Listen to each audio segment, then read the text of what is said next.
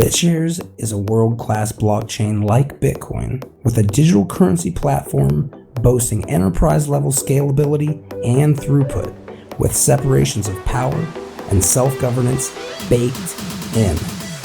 Need the power of a blockchain with the stability of a dollar? We invented it and tested it for 3 years. Want to make a loyalty token, coupon, or shares in your business? We have you covered. Wish to add world-class development? This tech can fund your work. Whether for an everyday entrepreneur or computer-savvy code guru, BitShares provides tools to empower a world of unapologetic innovators to wield and share value with a level of freedom once thought impossible. Meet a community of such innovators every Friday at 2 p.m. UTC, led by Chris Herring and Fuzzy, to play a role in the evolution and advancement of this state-of-the-art project. Welcome to the BitShares revolution. You just leveled up.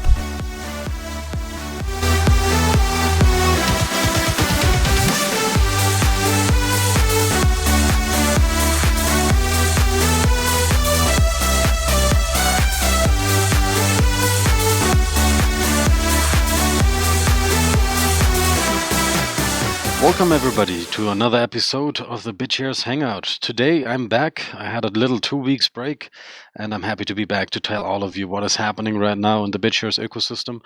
And I want to give out a big shout out to Fuzzy to host on the show to keep everything steaming and also getting the BitShares platform further growing. I think the last couple of weeks we had a lot of great news, a lot of stuff is happening, and the platform is growing smoothly. We also saw a huge price increase, which is, I think, makes everybody happy. I think up to 70% up in price. This is good for all of us. And also we have a lot of great topics for today that I would like to spark the conversation and get your feedback, your ideas, what we can do, how we can manage that. And before we get really started, the first topic I would like to talk about, I was not involved yet, but I really like the idea. That is the Marketing BitShares Committee.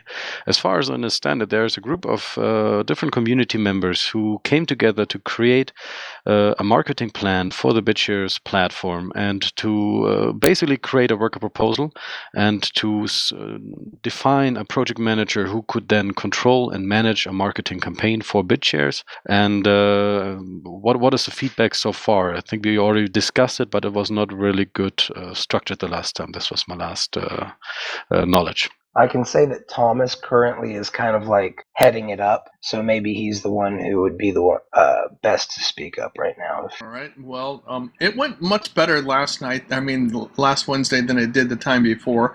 But the first time was just a time to get together and, get to know each other and stuff. So, the first time was chaotic, but that's all right. It worked out much better last night. We actually came up with an action plan for something with, and we'll talk about that in the after party.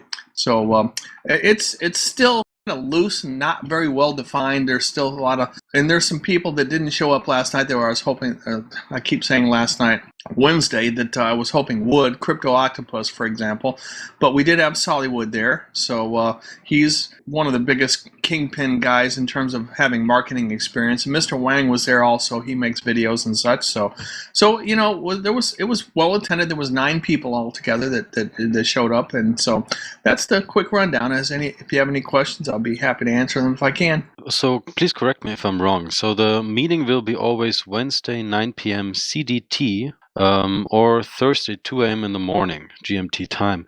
When I'm interested to join, is there any way how I can support that movement, that project? Well, we haven't seen any objections to the time. It's always difficult to pick a time that everybody can participate. So that was the one that worked out best for a lot of the people there.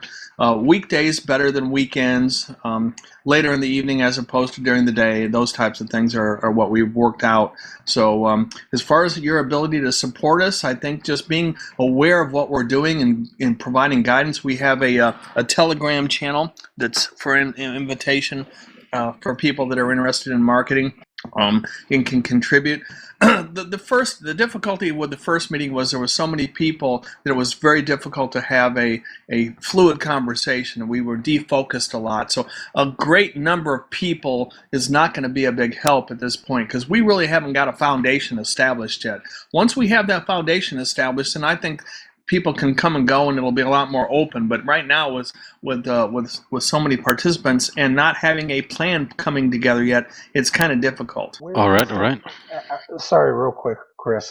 I think since I was kind of there, I do want to see if we can kind of get an idea what Tom thought the consensus was about utilizing this specific bit, like the BitShares Hangout, as a place for us to maybe have some people who are proxy voting, or maybe get you or some other key members, Chris, who are here, who are always going to be here, like Tom, you, who might be able to be behind like a multi-sig account that can give out some tokens to things that they think, this might be a good test.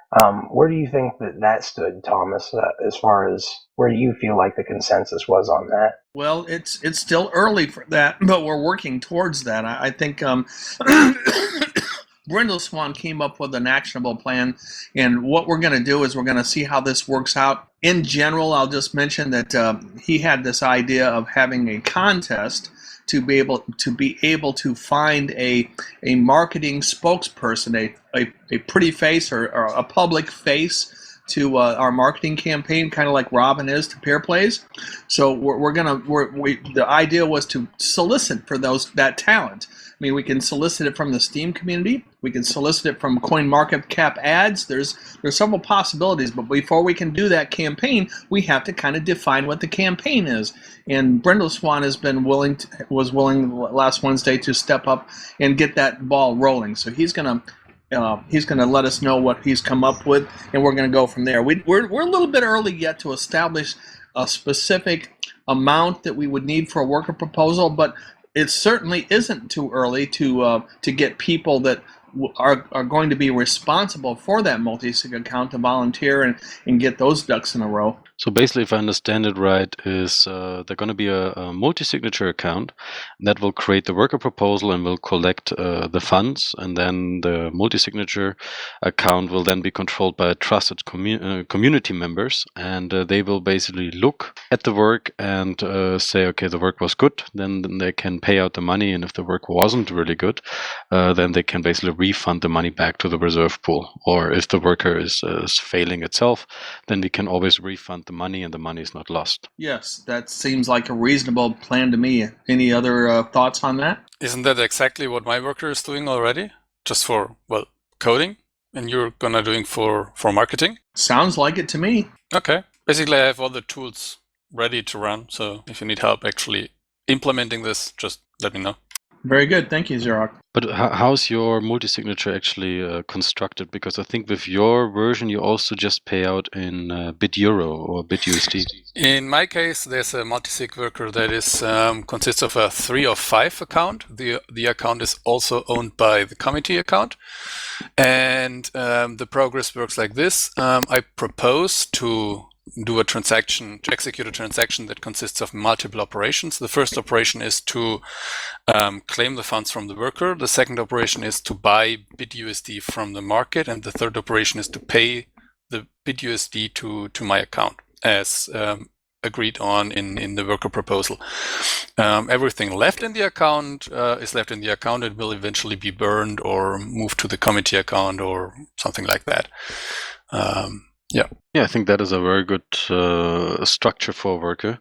I mean, we are working a long time with these different worker proposals, and we saw good proposals, we saw bad proposals. But I think with this multi-signature approach, we actually can really take care better of the funds so that they're not abused and that we really get a good result at the end. Yeah, I think it's really central to have that. We've got to gain the community's trust, and I think a multi-sig account will be the right step in the direction to do that. Yeah, I agree. And I think, what do you guys think? Like a group of 5 and maybe 3 required for the multi-sig. Well, I think Xerox's approach sounds perfectly valid to me. I don't see any reason to change it, especially if I didn't think there would be any code necessary to implement that strategy. But if he's made some tools that make that implement that strategy easier, then sure, why not use them? We'll use the tools. Yeah, the tool is basically just that the people involved in the multi-signature account need to approve just one proposal, because it's everything put together in one proposal. Maybe I can give you a link.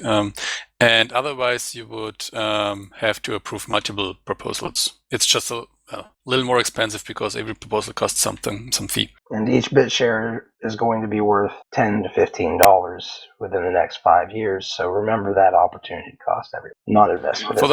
For those that are curious how this looks like, there's a link in the chat that shows the multi-signature worker that I'm currently running. It currently has 3 proposals, although the lower 2 proposals are neglected. They are not approved, at least by me. So these are basically, they are trying to buy BitUSD at a price where there's nothing to buy, so these cannot execute. The one in the first particularly shows you these. It's 4 operations being done. It's withdrawing vested balance from the worker. It's placing an order to buy BitUSD, and then it's 2 transfer operations for the actual worker and for the public API that I'm providing. I think that brings us also to a good topic. I think we saw that in the last couple of days or weeks, maybe already in the Telegram channel. We also discussed it in the team. That is a topic of due to the price increase of BitShares of the core token, we also saw that actually the fees that we pay at the network are also increased. So basically, when you do a regular transfer that costs you just 1 cent, it now costs you 2 cents. So the whole fee structure went up. What we're doing right now in the committee is we are looking into the current price again, and we have to evaluate basically what are the best choices for the platform fees. Some fees can be adjusted, but I think the current consensus right now is actually to lower the fees to a level where it used to be before. So we basically said, and Sarah, please correct me if I say something wrong here. The core idea was basically the committee worked out based in US dollar terms a long time ago, and the idea is now to basically move all the fees back to that niveau. However, we have to consider where does the BitShares price go over the next couple of weeks and months. So do we have a new minimum foundation, or is the price going down under 1 cent again? Is it going up over 1 cent? This will all affect the different prices and fees. So the point is that the fee schedule that we have we came up with is denoted dollars and is deployed in BitShares, in a BitShares amount. And there's now a difference between what it's supposed to be in US dollar terms and what it actually costs. And that difference needs to be updated actually all the time the price moves by a bit. And we are in that situation right now. And actually, I have proposed to the committee that I'm going to make a new proposal for updating the price, the fee schedule on Tuesday, but it won't change individual price or fees yet.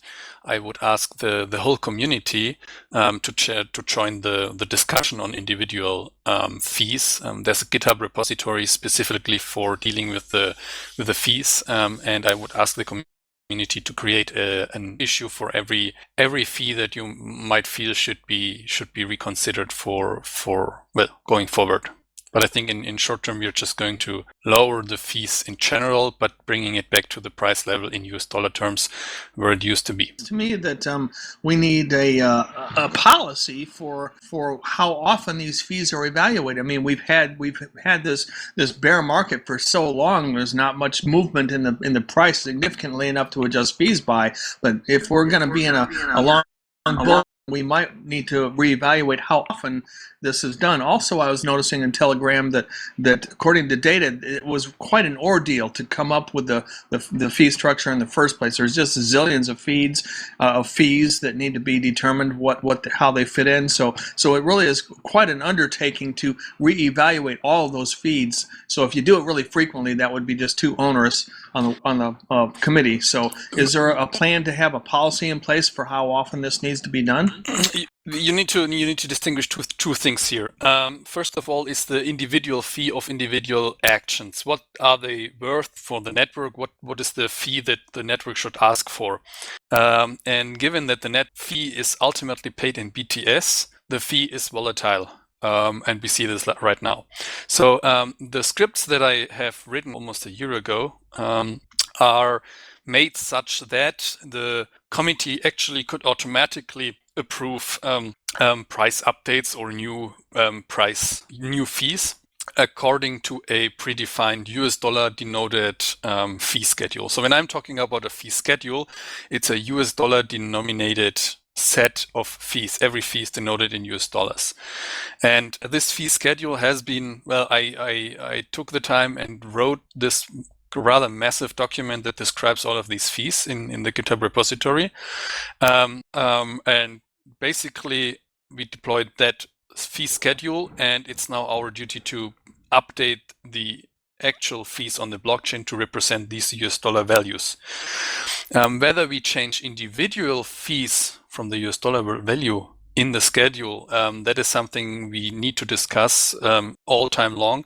The idea was to discuss this 6 months after we have deployed the original fee schedule, but prices haven't moved too much, and there were too much people mad on the fees actually, so there was no revaluation done after 6 months. But it seems that for now we have to at least update the price feeds to acknowledge that the BitShares price has went up, and going forward we should at least start discussing the individual fees as well continuously. Well, I think a lot of fees make sense, so we cannot really lower everything to zero. I think that would not be beneficial. So because some fees are also here for security purpose, but I would like to have an open discussion about the different fees as well, if we see that a fee is not correct.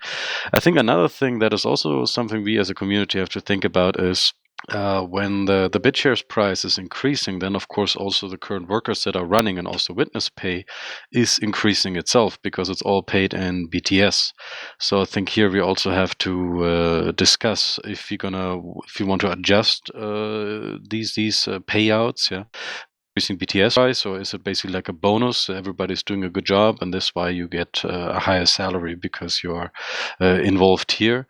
We also have to think about that. That's one reason why payments to workers and witnesses and everything else in BitUSD would remove the volatility. If we're going to be in a highly volatile market, which we haven't experienced until recently, we need to consider whether or not our payment structure and payouts in BTS might ought to be reevaluated based on this volatility. Eating our own dog food, if it will, as it was. Well, I think some workers, they want to have BTS because you want to work with the core token itself. For example, if you want to provide liquidity and so on. So in this moment, getting paid in BTS makes a lot of sense. But I think for other workers or worker types, maybe a BitUSD approach is more reasonable, and then you can really also calculate with that. Because if you estimate basically a product and you pay people in regular fiat, and you just get paid in BTS, and then the price moves against you, you have to pay extra. So it's always a level of risk that you have to consider. Well, it seems like if we stabilize things to one type of payment, we have that right now with BTS. But as you mentioned, when you're paying workers to get things done, oftentimes you're going to want to do that in the denomination of whatever the local fiat is that you're paying them in. So it makes sense if there's I see it more as an exception where we would want to pay out in BTS, because most people can't exchange the BTS for getting things done, but some can. So it's convertible either way you look at it. I mean, it's just a matter of how much fee you have to pay to do the conversion. So if it's more appropriate for you to be using everything based on BitUSD, BTS for some other reason, you can just convert it. Oh, a nice kitty. Well, I think it's definitely something. I think also a good report, what I really loved, I don't know if everybody already saw that, I would like to give a big shout out here also to Takeonator, was the fee report. that is now available on the forum. If you go to the BitShares Talk Forum General Discussion Fees report, we now have an overview about what kind of fees have been collected on the BitShares platform since the launch in October 2015 until March 2017. And we collected a lot of fees. That is very quite interesting to see. I think 47 million been collected since then, and there's also a nice rundown where the most fees have been collected. Especially 48% have been collected through asset creation, 26% through account upgrades, so going lifetime memberships. Account creation is 17%, and then this is very interesting, and I was surprised about that. Limit order create just 3%. Transfer operation 2%, asset publish feed 1%, and vesting balance withdraw 1% of all fees collected. So that means even if you are a decentralized exchange, only 3% of all the fees are coming through the limit order creation. Most actually are coming through registering new assets, new tokens, and that's almost 50%. This is quite an interesting find. I think it would be nice if people could register tokens without having to specify whether they're going to be user-issued assets or smart coins or make any of those decisions, so that they could just pick a name and think about it and maybe do it at some other time. But what you have to, if you wanted to create Schmidt coin, for example, you have to make all the decisions about it right away, and that could keep some people from doing it. It's like being able to buy a domain name without having to work out all the details of what you're going to do with it. Dekun, actually, can you explain us a little bit more about your findings? I was looking through the document. I wonder how much time it took, or if you have a nice machine code to produce that, but the 80 pages of report is just, it's stunning. It was a lot. The collection, so in order to gather all the data, it involves in going through every single block and every single operation and aggregating the fees for each operation.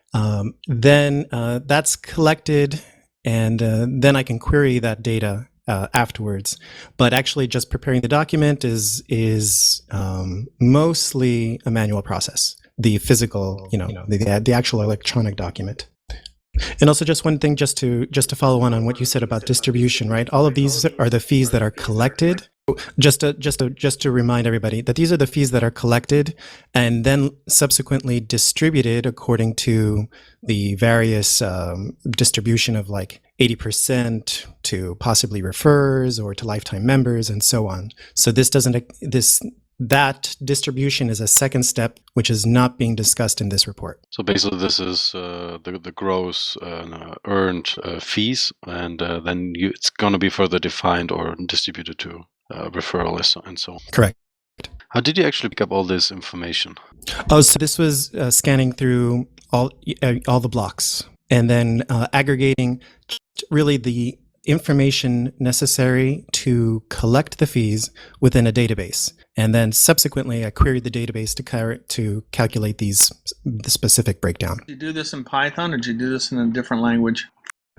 This I happen to have done in Java just because it was more comfortable for me. And the database, I happen to have put it into, this is a JavaDB, which is the same as Apache Derby. Yeah, I have to be honest, I'm really surprised that most of the fees have been coming through the asset creation function. Basically, the real trading stuff is really, really not an income stream at all for the DEX. Yes, I think that the breakdowns were interesting, different than I expected. And also, I think another thing that was interesting to me was I was also looking for a general trend. So if you look at the fees collection over multiple months, there wasn't a particular there wasn't a particular pattern that was super obvious to me. So that was another interesting aspect to me. Yeah, Johnny Bitcoin is making a good point here, basically, that only 20% of the 45 million BTS collected are going back to the reserve pool. So 80% of that amount is actually going to your vesting account or to your referral. So correct. And also, in case And there've been a couple of points. For example, like T-Bone has asked to kind of cross-check a particular set of numbers. So I'm also reviewing those. And of course, I'm certainly open to any cross-checks or questions about any particular items to review. So I'd certainly welcome that. Well, is there a way that you have like a raw data sheet, like an Excel file or a CSV file or something similar? There is pretty much the report is, let's say, a document version of the spreadsheet. So the spreadsheet that I have does not actually contain more information than what you see in this here. Separately, though, there is the database itself, which is just more unwieldy to share. Yeah, I was just wondering if you could make some nice graphics out of it and to learn more about. But I think that is definitely a good fundament also for the next fee evaluation. When we say like, okay, I don't know, vesting balance withdrawal fees are too high. I think it's like 230 BitShares right now, or almost like $1, more or less $1, around $1 to withdraw fees. I saw a lot of people in the Telegram who said that is too high to withdraw the vesting balance. I think it's actually an okay fee because you don't withdraw your vestings every day, and if you just have 250 BitShares in there, you don't really withdraw it. You wait till you have a little bit more. At least that's what I do as a power user. Maybe somebody else has a different experience, and I would love to hear that. But in general, I think it gives us a good understanding how the fees should be, how high they should be. Yeah, I don't know why people would complain about that particular fee myself, because like you say, Chris, it's not done all the time. And if you have such a small amount in there to withdraw in the first place, it doesn't really make sense to withdraw because of the fees. And the fees, I mean, we're talking nickel and dimes when we're talking about the fee, how much that fee is worth even right now. So I agree with you that that's not one that I think needs to have any changes done to it myself. All I'm going to say right now is I 100% agree with you, Chris.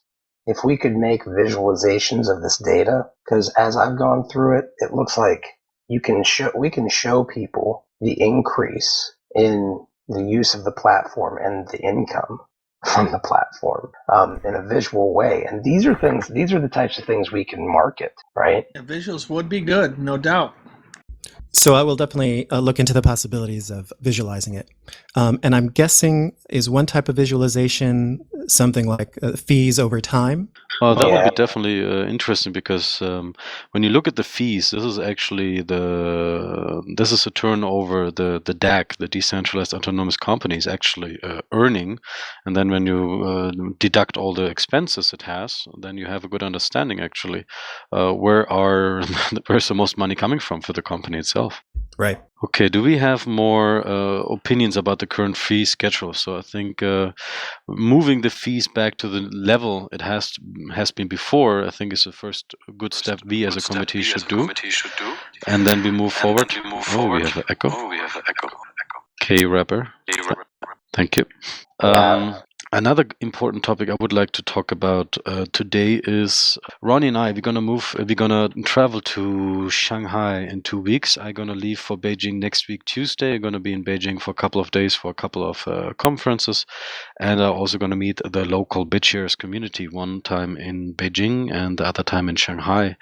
And I think it would be a great opportunity for all of us to maybe come up with a good message with maybe a couple of points that we want to discuss in person with the key movers in the Chinese BitShares community, and to say like, you know what, we really want to work together. We want to have a good partnership, and we want to in this way basically be ambassadors for the western part of BitShares, and to talk to the Chinese side and better understand what are their visions and demands and how we can basically grow together. What kind of messages can Ronnie and me bring to China? By the way, speaking of BitCrab and numbers, I would like to see the results from his advertising campaign. If when you're speaking to him, if that information could be published, it might help us in the marketing. All right.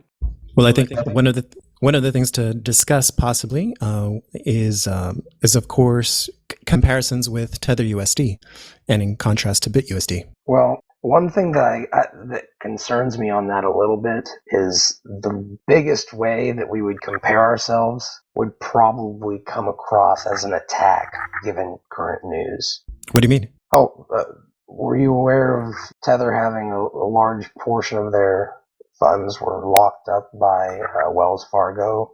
Oh, yes. Okay, yeah, we're talking about the same thing. Hold on a second, I'm trying to... Well, I see a lot of new Twitter activity for the BitShares account. Unfortunately, the Wave situation was not really handled very well. But I think for the other messages, it is done very well, and I see a lot of good posts. And also, there's a couple of new comparisons. I think I saw it on Steemit in the last BitShares update, where we compared basically BitUSD with other packed assets. I think that's definitely something we can discuss and see how we can build that. I think the biggest issue for BitShares and for all of crypto is security for new users and ease of having that security. And I believe Xerox worked once upon a time with Trezor integration, and what PurePlays is doing with Ledger, another hardware wallet integration. I think that's going to be one of the central things moving forward for getting new people to feel confident that keystroke loggers and deep state infected firmware is going to reveal, is going to one day have all their crypto stolen. So if we could get that, then we can really sell it.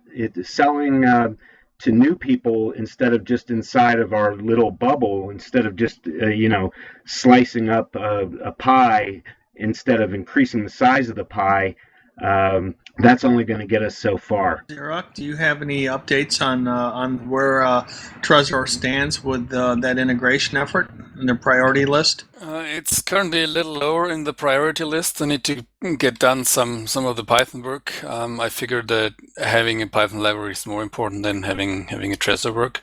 I'm still in contact with the Satoshi Labs people because ultimately they will need to sign the firmware anyways. Parts of the code are already part of their repository, and everything else is basically just front-end stuff. I would need a specialist on front-end development so that we can actually build a interface that works easy, like not a terminal thing. So that wouldn't be under the guide and direction of the Trezor people to come up with that? I'm not sure whether it's easier for them to learn everything about BitShares, or maybe it's easier for us to learn a little about front-end development because, well, we do know all about the front-end development already. They still need to verify that the code is actually doing what it is supposed to be doing. Otherwise, they won't sign the firmware. I think there's a lot of different projects already. I think like 3 or 4 teams are already working on paper wallets and hardware wallets for BitShares and Steam right now, correct?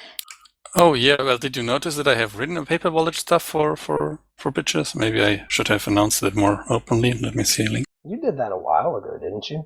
Yeah. It's now a different one that is pretty similar to the Steam paper wallet, so that it allows you to provide the username and the password, and allows you to do the same thing and derive the same keys as if you were using the mode in the UI. And this was, I think, something you were not paid for. You probably would not say that, but I will for you. Yeah, I was not paid for it, but it wasn't too much work because most of the code was already existing for Steam, and I needed this anyway for someone else. So why not build it and host it and have it on GitHub somewhere? So it wasn't much of work. Well, just for the people who are listening, man. There's a reason why you're a proxy. How you can use this? Well, basically, it's a web page where you can provide an account name and a password, and you need to confirm the password. It has to be at least 16 characters long, and then it will give you 3 keys: the owner key, the active key, and the memo key. All of these can be derived from the account name and the password. And actually, this would be pretty much like for cold storage. You just copy the public keys and add them to your account, or replace parts of them parts of your account with those keys. And the point is that the password you use here is compatible with the password that you use when you're using the account mode in the new user interface, where you don't have a local wallet installed, but you can log into your account with just providing the account name and the password. So it's actually a really nice account creator, and you can, It does not create accounts. It just gives you the public keys and private keys for an account name given a password. Yes, that is correct. The account name does not need to be registered. Well, it does not need to be registered on the blockchain, but if you want to log into an account name with the password, then the wallet will require the account name to actually exist. For the paper wallet, it doesn't really matter what you put as a username and as a password. It's just for the convenience thing. Ultimately, once you print this out, what you will need is the private key that corresponds to the public key, and that's given in the QR codes that you can see when you basically fill in the forms. Can this tool actually be used to generate just new private keys? That's not the purpose of the tool, but you can certainly write a tool that generates public keys. I think that's even part of Uptick. I think Uptick can, if I remember correctly, I added a little that you can dump new public-private key pairs, an arbitrary number. That would be interesting because, sometimes like if you give away your active key because you want to share that, and then you want to, add new keys to it, you somehow have to get new private keys and public keys and so on. So the question is, how do you do that? It's indeed part of Uptick already. For those that haven't noticed, I have released a new version of Python BitShares and Uptick just today. So if you update your Uptick, you can just use Uptick randomWidth, and if you add --num 20, it would generate 20 random private keys and show the corresponding public key. I would love to see a video showing how to do this. That would be wonderful. Oh, videos. Well, we can make a little GIF file probably. Yeah, tell me a tool that does that, and I can make some videos, some GIFs. All right. I would like to come back to the topic of the Chinese community. Do we have any other topics we would like to share with China? Dima had a really good suggestion. We should just hug and share all the secret together. I think that is a very good way. But do we have any other topics we would really like to discuss? I think the marketing committee is definitely something I would like to talk with them because we will also need their voting support for a potential marketing worker. Yeah, that's where that information from BitCrab's little advertising campaign would come in handy too. I imagine we can probably get a hold of him on the forums and ask him. I think I've already put that out there. I say we just do it. Like, let's get it done today. And then... No, I think it's done. Oh, awesome. Yeah, so on the forum too that I think, Thomas, you already asked them to provide some more data and numbers and metrics. Ideally, those things would be in place actually before you did the marketing before you put the advertising out there, so you would be able to determine how effective it was. But I don't know if he did that or not, to be honest with you. I know we discussed it quite a bit, so he seemed pretty competent. So we'll just leave it in his hands as to what he can provide. Speaking about the forums, just real quick, if you don't mind, will there be a moment that I'll be able to talk about where we are with the forums? That's a good question.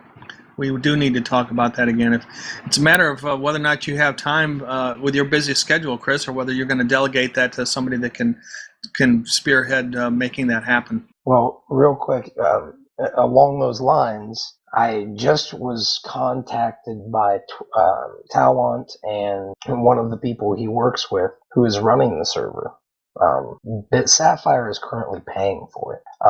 I would love if we could get together and try to get some payment for that, at least to pay them for the server itself, so they're not paying out of pocket for it. I think that's very nice that they've done it this long. And I think that I'm going to be working on trying to get something done for BitShares Foundation. Because I don't know how long it's going to take us if we wait. But it was tax season here, so the person who I'm working with, they asked me to wait until after tax season.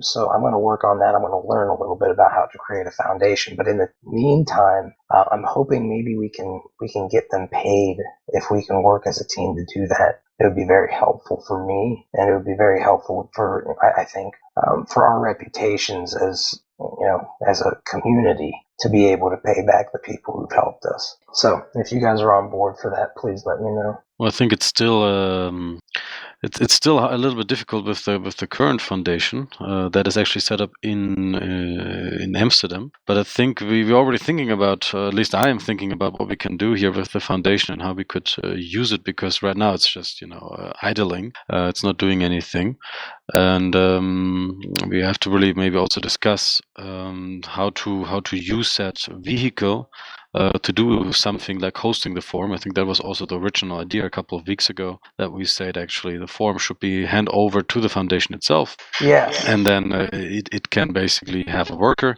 and then in this way the foundation can basically pay for the forum.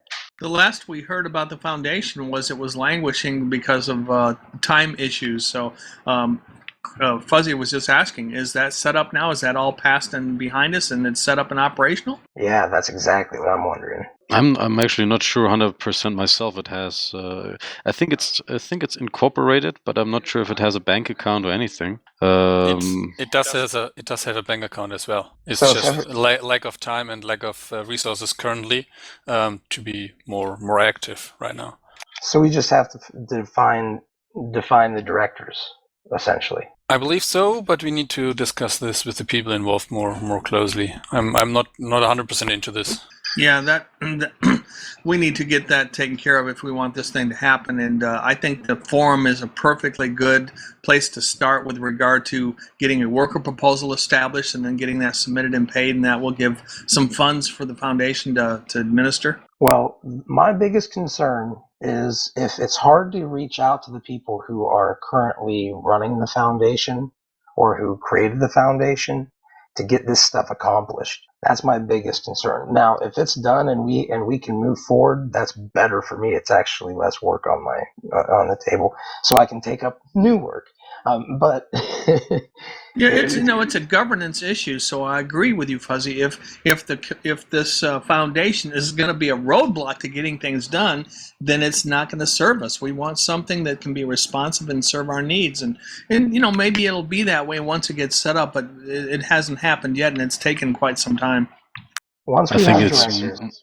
I think it's more like in a parking position right now, so that we're reserved the name. I think the next big step we should really think about is who should run that thing, who should be responsible for it, and then we can spin up a worker for it.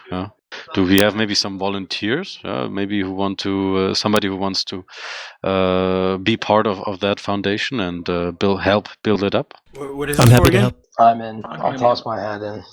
We're talking about the BitShares Foundation, which Xerox and Chris have kind of got started, but it needs a little bit more push, I think, to get things finally over the top. But a lot of infrastructure sounds like it's been set up now. I say, give us the keys.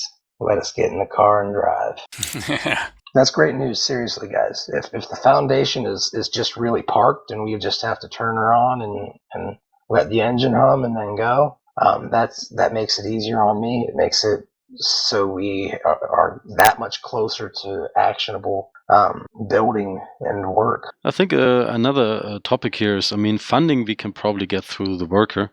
And since the worker proposal, before we had the big price increase, has a budget of around $20,000 per month we could invest and we could use. The big question basically is, what should be the job of the foundation? What kind of positions should it take over?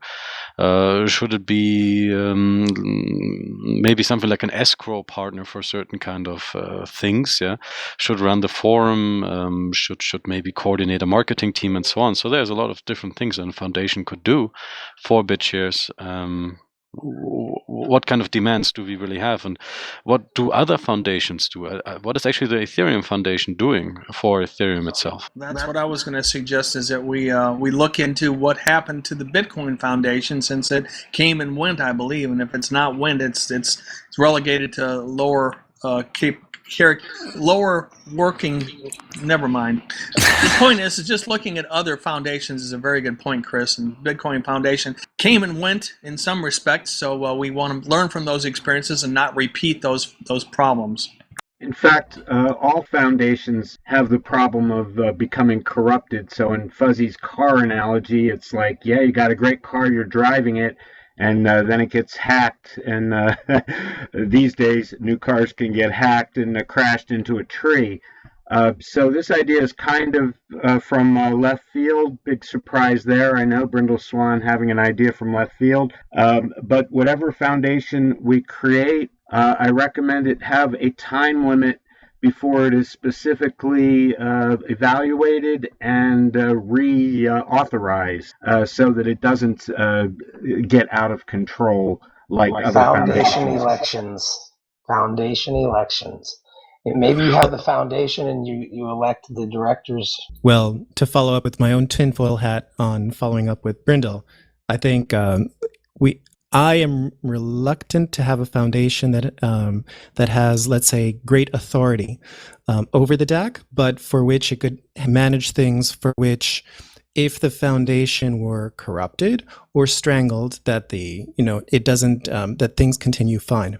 So I think handling forums is okay, but I'd be a little cautious about what else it might do. And representing the BitShares blockchain. Yeah, I share those concerns as well, and I agree. We don't want a governance model that has some pyramid top to it that guides everything else. Now, it can be involved and be aware of. It can help with publicity, but to even direct things is aside from like Talkinator just said, the forum, which if the forum went away, that would not be good, of course, but it's not strategic to the operation of the BitShares network. You're talking the forum or the foundation? Well, we were talking that one of the purposes of the foundation, at least initially, was the forum. So that's why I mentioned the two things.